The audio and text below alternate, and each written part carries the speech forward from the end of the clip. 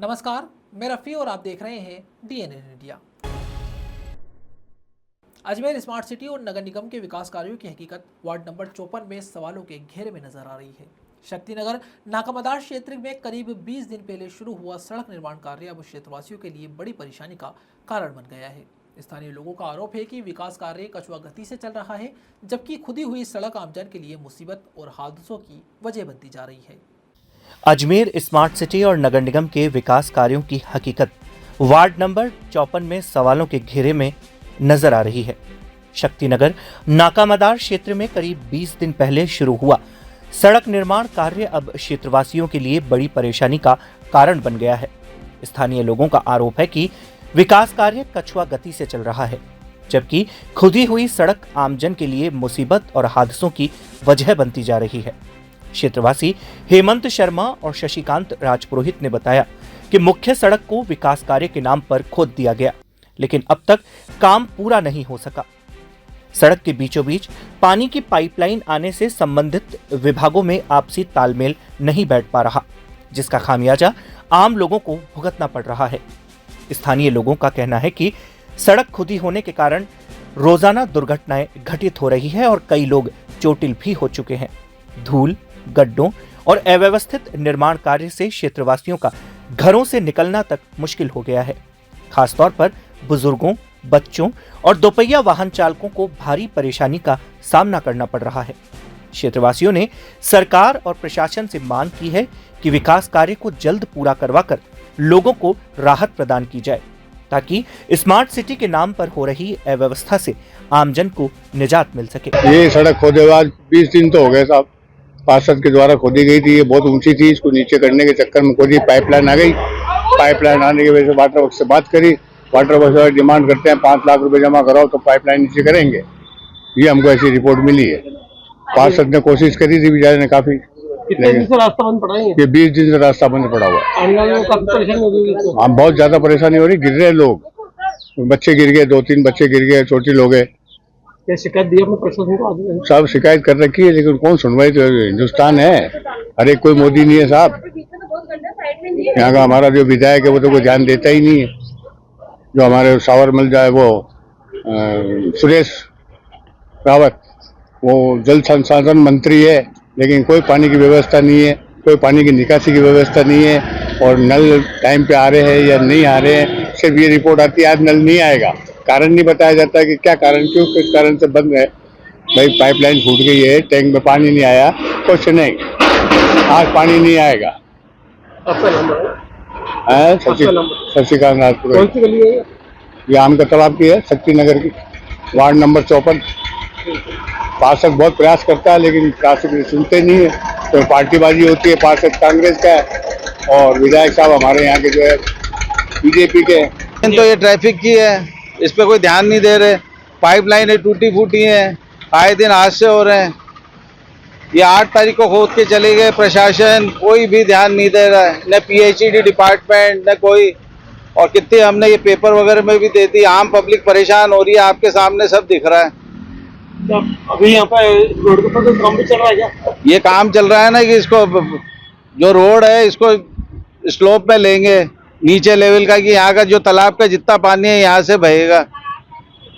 अपनी समस्या जो आ रही है आप लोगों के सामने, कैसे निकालते हैं आप दिन भर? अब दिन निकल रहा है, रोज मिट्टी उड़ रही है। वार्ड 54 स्मार्ट सिटी का ये विजन है। ठीक है, कौन सी गली है ये गली नहीं है, शक्तिनगर नाका मदार, शक्तिनगर नाका मदार, ये सामुदायिक भवन से संस्कार प्ले ग्राउंड तक एक वार्ड 54 है। 120 शहर में बढ़ती महंगाई, पेट्रोल, डीजल एवं रसोई गैस की कीमतों में लगातार हो रही वृद्धि, पानी बिजली की समस्या को लेकर मंगलवार को कांग्रेस कार्यकर्ताओं ने जोरदार प्रदर्शन किया। कांग्रेस नेताओं और कार्यकर्ताओं ने ज्योतिबा फुले सर्किल से रैली निकाली, जो विभिन्न मार्गों से होती हुई जिला कलेक्ट्रेट पहुंची।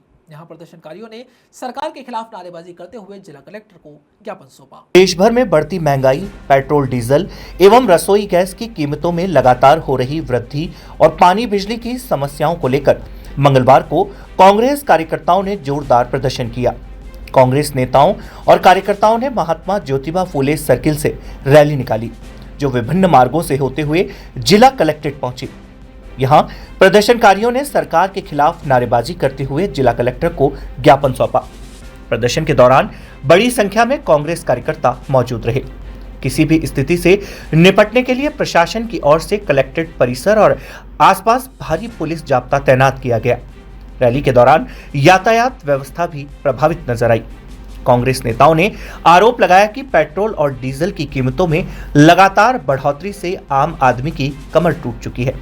परिवहन खर्च बढ़ने से रोजमर्रा की वस्तुएं भी महंगी हो गई है, जिसका सीधा असर मध्यम और गरीब वर्ग पर पड़ रहा है। वहीं रसोई गैस के बढ़ते दामों ने घरेलू बजट बिगाड़ दिया है। कांग्रेस पदाधिकारियों ने कहा कि महंगाई इस स्तर पर पहुंच चुकी है कि आम परिवारों के लिए दैनिक जरूरतों की वस्तुएं जुटाना मुश्किल होता जा रहा है। युवाओं को रोजगार नहीं मिल रहा और सरकार जनता की मूलभूत समस्याओं के समाधान में पूरी तरह विफल साबित हो रही है। प्रदर्शन के दौरान शहर में बिगड़ती जलापूर्ति व्यवस्था और बिजली कटौती का मुद्दा भी प्रमुखता से उठाया गया। कांग्रेस नेताओं ने कहा कि भीषण गर्मी के बीच कई क्षेत्रों में लोगों को पर्याप्त पानी नहीं मिल पा रहा है, जिससे आमजन खासा परेशान है। नेताओं ने चेतावनी दी कि यदि आगामी 7 दिनों में जलापूर्ति व्यवस्था में सुधार नहीं हुआ तो कांग्रेस शहर भर में बड़ा आंदोलन करेगी। उन्होंने प्रशासन से तुरंत प्रभाव से पेयजल संकट का समाधान करने और बिजली आपूर्ति सुचारू रखने की मांग की। कांग्रेस द्वारा सौंपे गए ज्ञापन में पेट्रोल, डीजल और रसोई गैस की कीमतों पर नियंत्रण, शहर में नियमित जलापूर्ति, निर्बाध बिजली व्यवस्था और युवाओं को रोजगार उपलब्ध कराने जैसी मांगों को शामिल किया गया। कांग्रेस नेताओं ने कहा कि जनता की समस्याओं को लेकर पार्टी लगातार संघर्ष करती रहेगी। राजस्थान प्रदेश कांग्रेस कमेटी के अध्यक्ष सम्माननीय गोविंद सिंह डोटासरा जी के निर्देशानुसार पूरे राज्य में महंगाई के खिलाफ ब्लॉक कांग्रेस कमेटियों के यहाँ पे प्रोटेस्ट है। अजमेर उत्तर विधानसभा के दोनों ब्लॉक कांग्रेस कमेटी ने सामूहिक रूप से आज ये प्रोटेस्ट किया है। चूँकि मोदी जी की सरकार जब सत्ता में नहीं थी और प्रधानमंत्री बनने के पहले उन्होंने वादे किए थे, हमारी जो यूपीए की सरकार थी, मनमोहन सिंह जी प्रधानमंत्री थे, तब महंगाई को लेके बहुत लंबे चौड़े भाषण दिए थे। और अब इन 12 साल हो गए मोदी जी को प्रधानमंत्री बने, 2.5 साल हो गए भजनलाल जी को मुख्यमंत्री बने। मतलब हद कर दी है। महंगाई जो अपने खतरनाक इंडेक्स पे पहुंच गई है। राहुल गांधी जी बार बार चेता रहे थे कि देश की स्थिति अच्छी नहीं है, महंगाई विस्फोटक रूप ले सकती है, इनको समझना चाहिए, लेकिन ये अपने चुनावी मोड में रहते हैं। बंगाल का चुनाव था, तब तक इन्होंने एक भी रुपया, एक भी पैसा डीजल, पेट्रोल, रसोई का नहीं बढ़ाया। जो ही चुनाव समाप्त हुए और इन्होंने देखो थोड़ी बहुत भी शर्म नहीं आती इनको कि जनता क्या सोचेगी, लेकिन इनके क्या है कि ऐसा सिस्टम कर दिया कि ये तो चुनाव जीतने के लिए कुछ कर सकते हैं, जीतने के बाद जनता की इनको कोई परवाह नहीं है। लेकिन कांग्रेस पार्टी, हम सब लोग इस तानाशाही के खिलाफ जो इनका रवैया है, जो महंगाई के ऊपर भाषण दे के सत्ता में आ गए, हम इनको ये आगाह कर रहे हैं, चेता रहे हैं। और खासतौर पर भजनलाल जी की जब डबल इंजन की सरकार बनी तो बड़े वादे किए थे कि डबल इंजन की सरकार बना दो, हम यहाँ स्वर्ग बना देंगे राजस्थान को। अब आप देख रहे हो क्या स्वर्ग है। मतलब पानी जैसी समस्या अजमेर की 10 की 10 बनी हुई है, बल्कि बढ़ गई है। 72 घंटे के अंदर सप्लाई हो रही है। 72 में 4-5 दिन से पानी आ रहा है। आप देख रहे हैं हालत कितनी हो रही है। देवनानी जी 5वीं बार जीते हैं, मंत्री बनने का उनको मौका लगा। राजस्थान की विधानसभा के संवैधानिक पद पे अजमेर की जनता ने ये सोचा कि हमारे विधायक इतने बड़े ओहदे पे गए हैं तो अब तो हमको बहुत लाभ मिलेगा। लेकिन देख रहे हो, और 2.5 साल में हम तो अखबारों में आए दिन पढ़ रहे थे, अब देवनानी साहब मीटिंग ले रहे हैं पानी को लेकर। आज देवनानी साहब ने कड़ी फटकार लगाई पीएचडी के अधिकारियों को, और अब उन्होंने वार्निंग दे दी है कि 7 दिन में अगर ये नल नहीं बदल दोगे, टंकी नहीं बदल दोगे। हालत देख लो आप। ये 2.5 साल का रिजल्ट ये है कि वो प्रॉब्लम घटी नहीं है, बड़ी है। धन्य हो आपको देवनानी साहब। अब थोड़ी बहुत दो अजमेर की जनता पर इतना कर्जा तो उतार दो। 5 बार आपको बनाया है, 5 बार बनाया, यानी 22 साल से आप एमएलए हैं। 22 साल में 22 महीने की रिलीफ तो पानी की दे दो आप, इतना तो कम से कम कर दो। नहीं तो देखो, और तो क्या है, गरीब की हाय से लो भसब हो जाता भाई साहब। सत्ताएं आई है गई है, सत्ताएं हमारी भी थी, आज सत्ता में नहीं है, रोड पे घूम रहे हैं। कल आप भी रोड पे घूमोगे, कोई राम राम करने वाला नहीं मिलेगा। महंगाई को लेकर के आज पूरे प्रदेश में ये प्रदर्शन है, और आज अजमेर उत्तर और ब ब्लॉक अध्यक्षों के नेतृत्व में हमने ये प्रदर्शन किया है और सरकार से मांग करी है कि महंगाई को कंट्रोल करे, महंगाई कम करे और पेट्रोल डीजल की बड़ी कीमतें वापस ले। नहीं लिया तो जनता सड़कों पर आएगी और ये आंदोलन उग्र आंदोलन हो जाएगा। हमारी यही मांग है। और साथ ही जिस प्रकार से मोदी जी ने वादा किया था कि बहुत होगी महंगाई की बार, अब की बार मोदी सरकार, तो मोदी जब आप कहाँ हो, सरकार आपकी। शहर के सबसे बड़े सरकारी अस्पताल जवाहरलाल नेहरू अस्पताल की आपातकालीन यूनिट में सोमवार को देर रात उस समय हड़कंप मच गया जब महिला टॉयलेट के अंदर एक नवजात बालिका लावारिस हालत में मिली।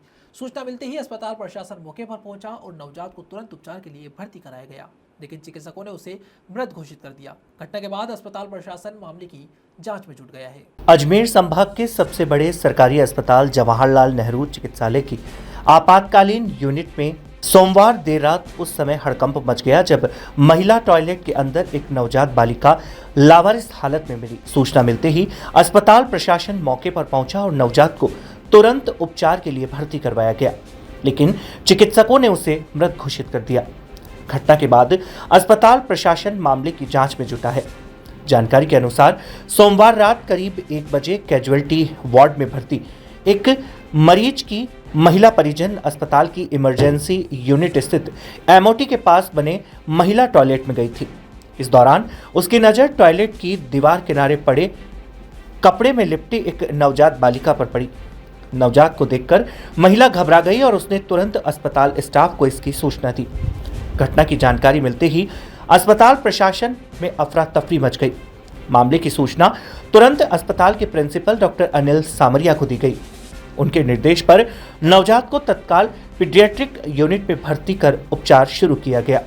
हालांकि चिकित्सकों के प्रयासों के बावजूद नवजात को बचाया नहीं जा सका और उसे मृत घोषित कर दिया गया।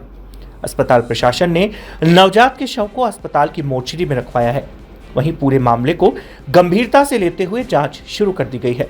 अस्पताल अधीक्षक डॉक्टर अरविंद खरे ने बताया कि नवजात को अस्पताल के महिला टॉयलेट में कौन छोड़कर गया, इसकी जानकारी जुटाई जा रही है। अस्पताल परिसर में लगे सीसीटीवी कैमरों की फुटेज भी खंगाली जा रही है ताकि घटना से जुड़े लोगों का पता लगाया जा सके। अस्पताल परिसर में देर रात हुई इस घटना के बाद अस्पताल में मरीजों और उनके परिजनों के बीच चर्चा का माहौल बना हुआ है। लोग इस बात को लेकर हैरानी जता रहे थे कि आखिर कोई नवजात को इस तरह अस्पताल के टॉयलेट में छोड़कर कैसे जा सकता है। प्रशासन अब मामले के हर पहलू की जांच कर रहा है। मध्य रात्रि सूचना मिली कि कैजुअल्टी के जो टॉयलेट है उसमें एक नवजात शिशु का मिलना पाया गया। वहां जाने पे पता पड़ा कि वह भ्रूण था, जिसको कि तुरंत हमारे नर्सिंग ऑफिसर्स ने हमारे एनआईसीयू में ले जाकर तुरंत उसको चेक करवाया। वहाँ पर जो ड्यूटी डॉक्टर्स थे उन्होंने एग्जामिन किया कि जो फिटस रेशियो प्लेसेंटा के साथ था करीबन 320 ग्राम का, और उसकी लेंथ जो है 23 सेंटीमीटर के आसपास थी। उसका एक्सटर्नल एग्जामिनेशन से लगता है फीमेल है, डिफ्रेंशिएट नहीं कर पाते क्योंकि अभी एज इसका पूर्ण डेवलपमेंट नहीं था भ्रूण का। उसका कोई हार्ट रेट और कुछ भी नहीं था। जब उसने डॉक्टर साहब ने उनको एग्जामिन किया और जब उनको देखा ही कोई भी लाइव साइन नहीं है तो उसे मोर्चरी में सुरक्षित शिफ्ट करा दिया गया है जांच है। तो कहाँ मिला था? ये कैजुअल्टी परिसर में टॉयलेट है उसमें मिला पड़ा था। पुलिस को कहते हैं ये सारी सूचनाएं जो नियमानुसार है कार्रवाई। यहाँ रुकते हैं एक छोटे से ब्रेक के लिए, जल्द हाजिर होंगे खबरों के नए सफर के साथ। कैंसर बीमारी ही ऐसी है, चिंता तो होगी ना। लेकिन अब अपनी चिंता को बदलो विश्वास में, क्योंकि आदिनाथ कैंसर मेडिसिटी में है रेडियोथेरेपी, कीमोथेरेपी और कैंसर सर्जरी के उपचार के साथ आधुनिक सुविधाएं भी। विजिट करें आदिनाथ कैंसर मेडिसिटी एट चाची आवास अजमेर।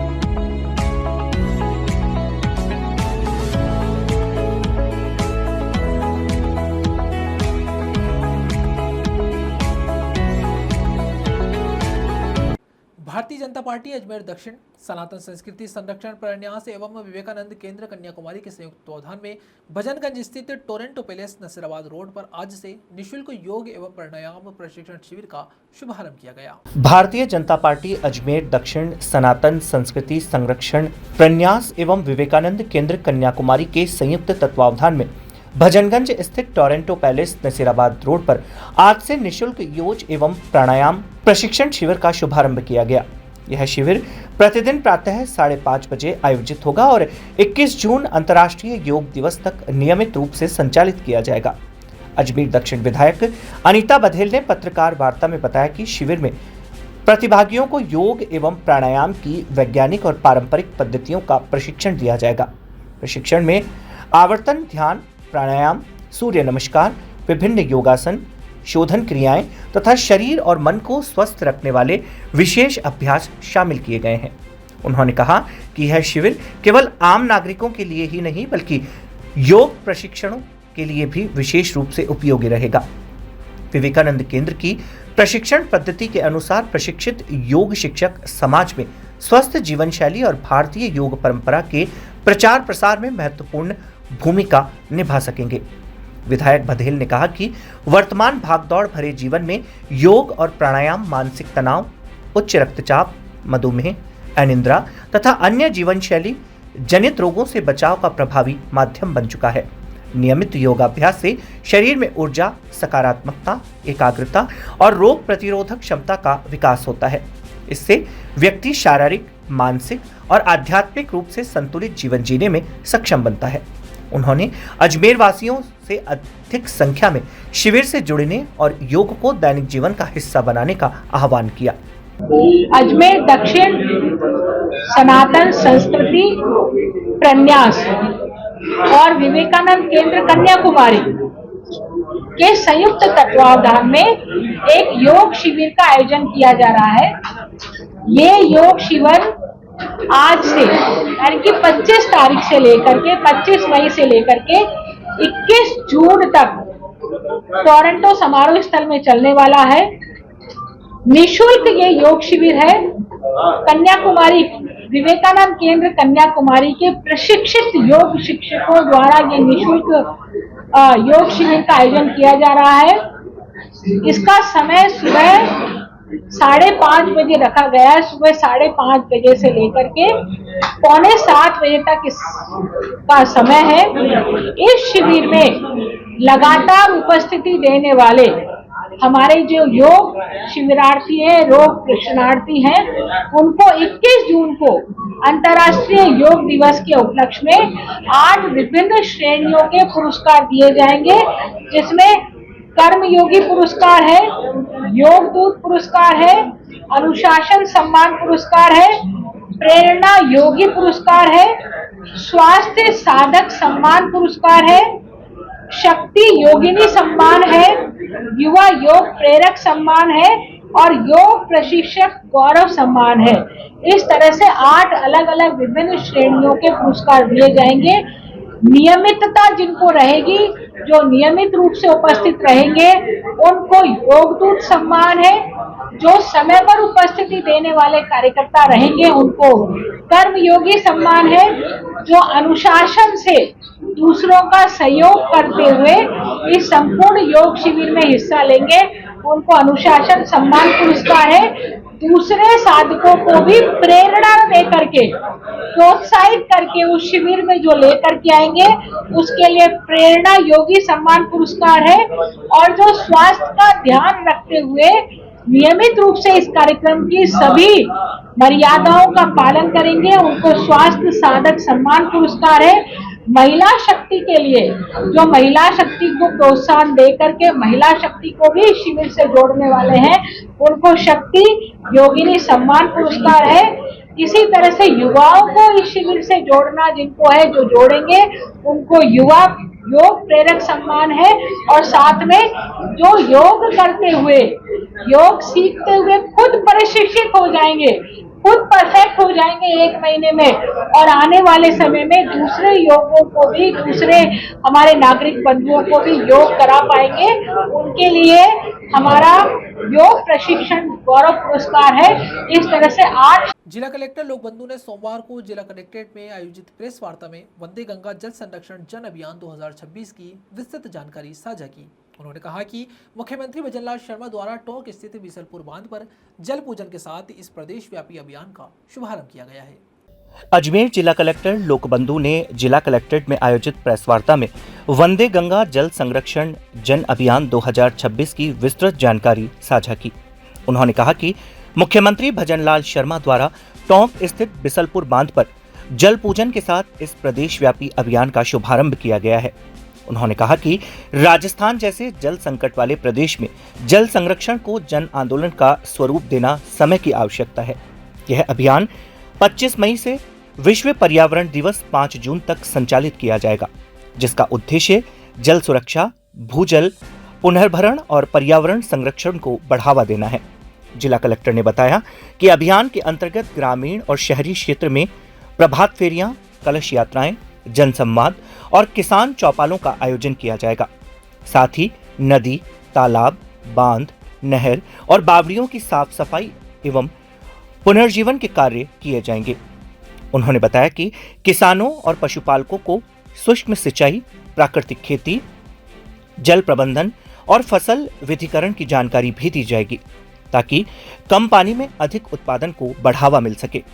जिला कलेक्टर लोकबंधु ने बताया कि हरियालो राजस्थान अभियान के तहत इस मानसून में अजमेर जिले में लगभग 35 लाख पौधे लगाने का लक्ष्य रखा गया है। उन्होंने आमजन से प्रत्येक परिवार द्वारा कम से कम एक पौधा लगाने और उसकी देखभाल का संकल्प लेने की अपील की।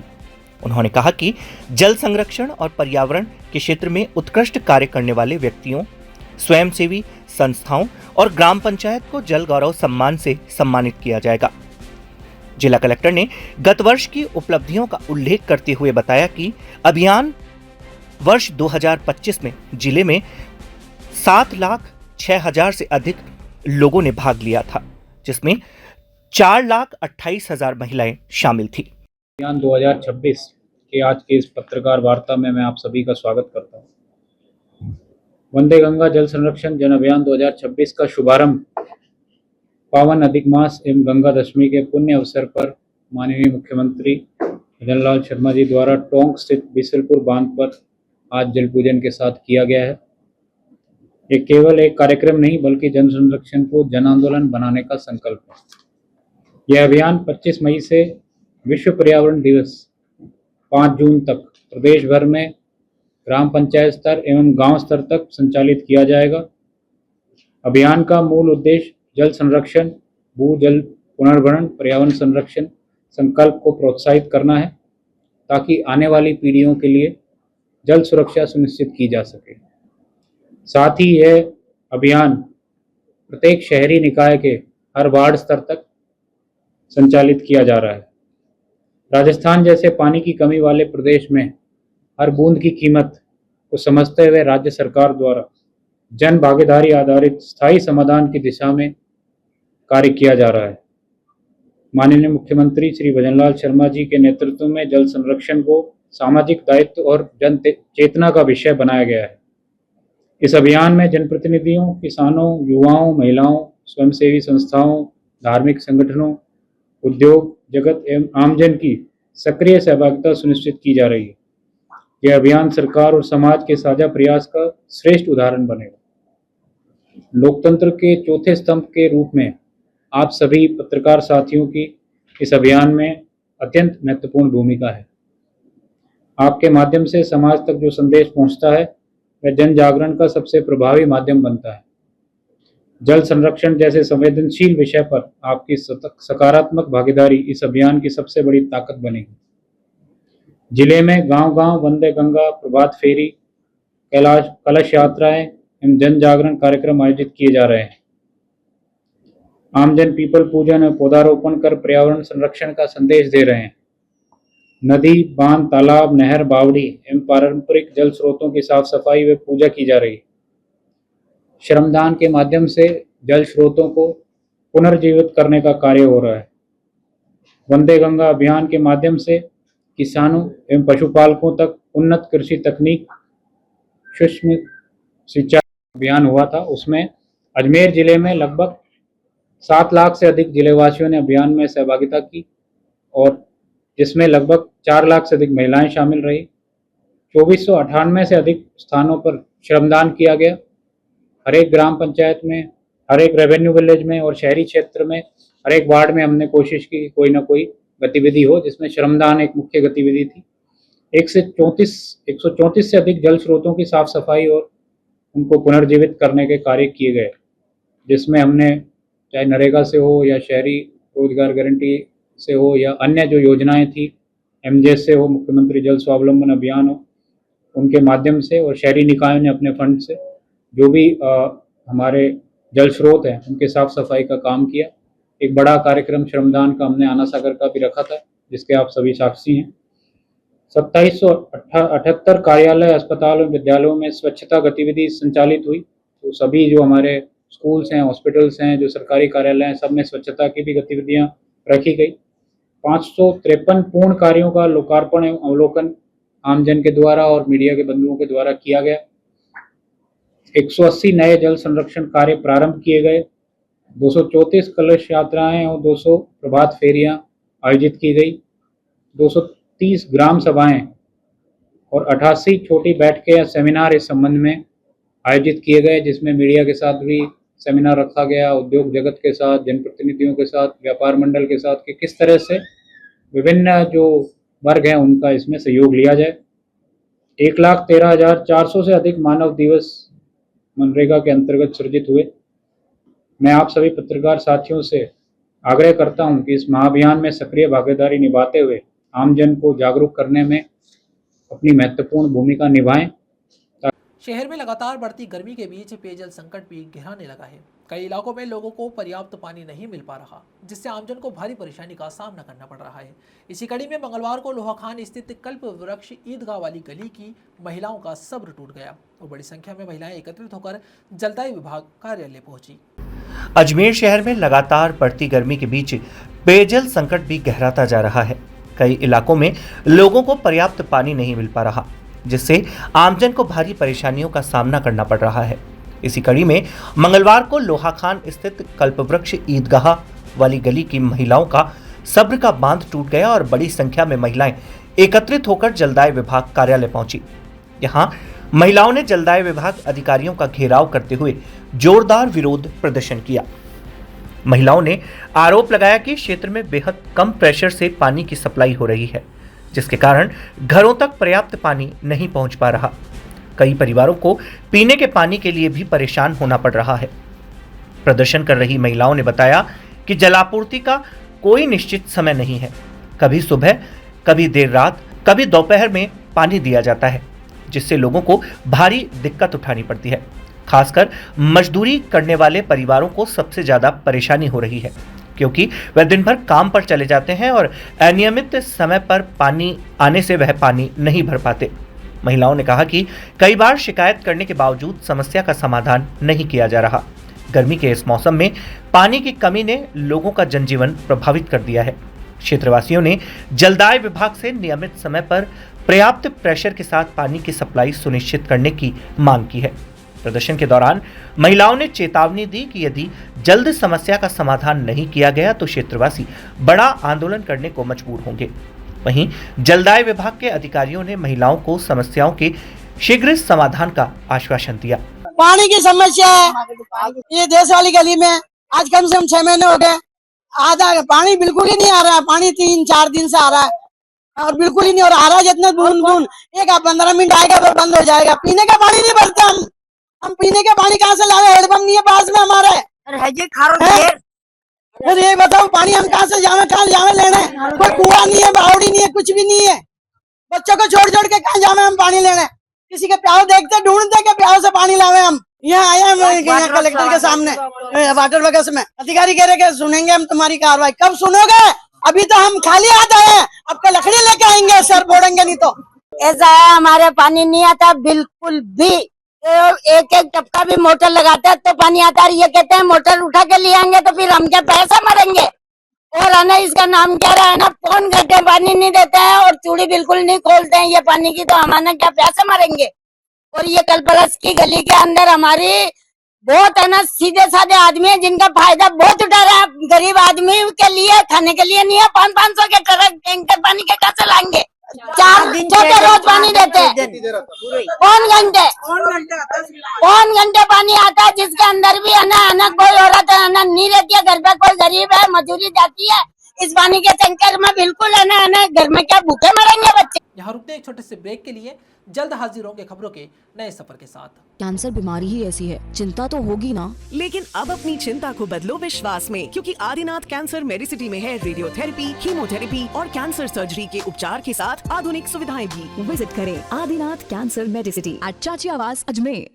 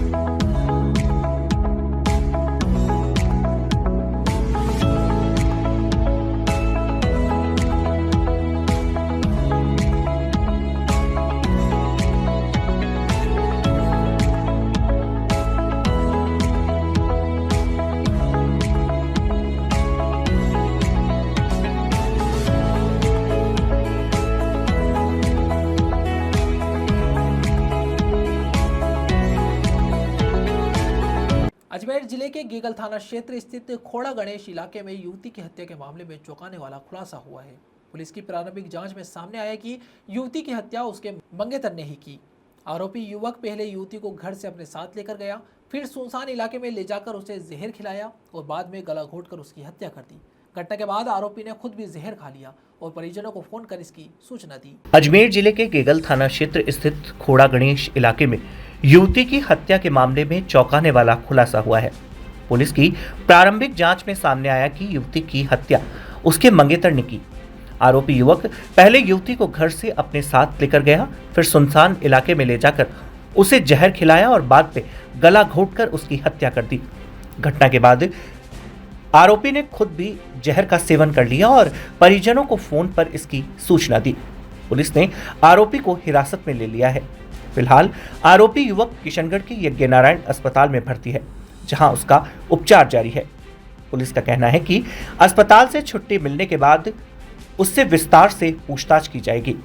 प्रारंभिक पड़ताल में यह भी सामने आया कि आरोपी पहले से हत्या की योजना बनाकर आया था और जहर अपने साथ लेकर आया था। घटना की सूचना मिलने के बाद गेगल थाना पुलिस मौके पर पहुंची और मामले की गंभीरता को देखते हुए एफएसएल तथा एमओबी टीम को भी मौके पर बुलाया गया। पुलिस टीम ने घटनास्थल के साथ साथ कार से भी महत्वपूर्ण साक्ष्य जुटाए हैं। वहीं एसपी हर्षवर्धन अग्रवाला ने बताया कि पुलिस को शाम करीब 4 बजे सूचना मिली कि युवक और युवती को किशनगढ़ के अस्पताल लाया गया है। पुलिस टीम जब अस्पताल पहुंची तो पता चला कि युवती की मौत हो चुकी है, जबकि युवक का इलाज जारी है। पुलिस जांच में सामने आया कि युवक और युवती की करीब 5 वर्ष पहले सगाई हुई थी। सोमवार सुबह करीब 8 बजे आरोपी युवक युवती को घर से अपने साथ लेकर गया था। इसके बाद दोनों दिन भर विभिन्न स्थानों पर घूमते रहे। प्रारंभिक जांच के अनुसार किसी बात को लेकर दोनों के बीच कहासुनी हुई। इसी दौरान आरोपी ने युवती को जहर दिया और बाद में उसका गला घोंट दिया। पुलिस को संदेह है कि आरोपी पूरी तरह तैयारी के साथ आया था, क्योंकि जहर पहले से उसके पास मौजूद था। युवक के साथ अन्य लोग भी थे या नहीं, इस पहलू की भी जांच की जा रही है। पुलिस अधिकारियों का कहना है कि मामले की गंभीरता को देखते हुए हर पहलू से जांच की जा रही है।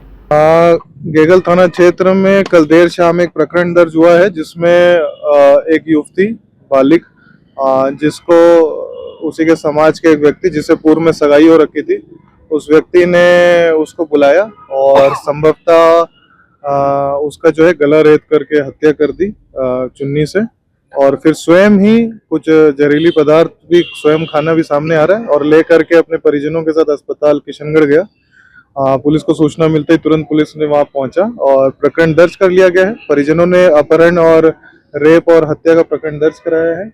मुलजिम जो है अपने दस्तयाब करके पुलिस की अभिरक्षा में है और आगे तफ्तीश की जा रही है। अन्य किसी व्यक्ति का अगर इसमें इन्वॉल्वमेंट आता है तो उसके विरुद्ध भी नियमानुसार विधिक कार्रवाई की जाएगी। सर, परिजन गैंगरेप का भी आरोप है। परिजनों ने जो रिपोर्ट दी है उसमें इस व्यक्ति का व अन्य व्यक्ति का, जिसका नाम नहीं खोला है, उसके रिपोर्ट दर्ज कराई है और जैसा मैंने कहा कि अगर अनुसंधान में किसी और का महर्षि दयानंद सरस्वती विश्वविद्यालय स्वयं को आधुनिक गुरुकुल की तर्ज पर विकसित करने की दिशा में लगातार कार्य कर रहा है। विश्वविद्यालय प्रशासन का उद्देश्य केवल विद्यार्थियों को शिक्षा प्रदान करना ही नहीं, बल्कि उनके समग्र विकास, बेहतर भविष्य और रोजगार सुनिश्चित करने की दिशा में भी कार्य करना है। महर्षि दयानंद सरस्वती विश्वविद्यालय स्वयं को आधुनिक तर्ज पर विकसित करने की दिशा में लगातार कार्य कर रहा है। विश्वविद्यालय प्रशासन का उद्देश्य केवल विद्यार्थियों को शिक्षा प्रदान करना ही नहीं, बल्कि उनके समग्र विकास, बेहतर भविष्य और रोजगार सुनिश्चित करने की दिशा में भी कार्य करना है। कुलगुरु प्रोफेसर सुरेश कुमार अग्रवाल ने बताया कि विश्वविद्यालय ऐसी शिक्षा व्यवस्था विकसित कर रहा है जो विद्यार्थियों के साथ साथ शिक्षकों की आवश्यकताओं और भविष्य को भी ध्यान में रखे। विश्वविद्यालय की सोच समग्र विकास पर आधारित है, जिसमें गुणवत्तापूर्ण शिक्षा के साथ साथ विद्यार्थियों को रोजगार के बेहतर अवसर उपलब्ध करवाना प्रमुख लक्ष्य है। उन्होंने बताया कि इसी उद्देश्य को ध्यान में रखते हुए विश्वविद्यालय में विभिन्न प्रकार के नवाचार किए गए हैं। पहले से संचालित रोजगारमुखी पाठ्यक्रमों के अतिरिक्त इस वर्ष नई तकनीकी एवं आधुनिक पाठ्यक्रम शुरू करने की योजना बनाई गई है।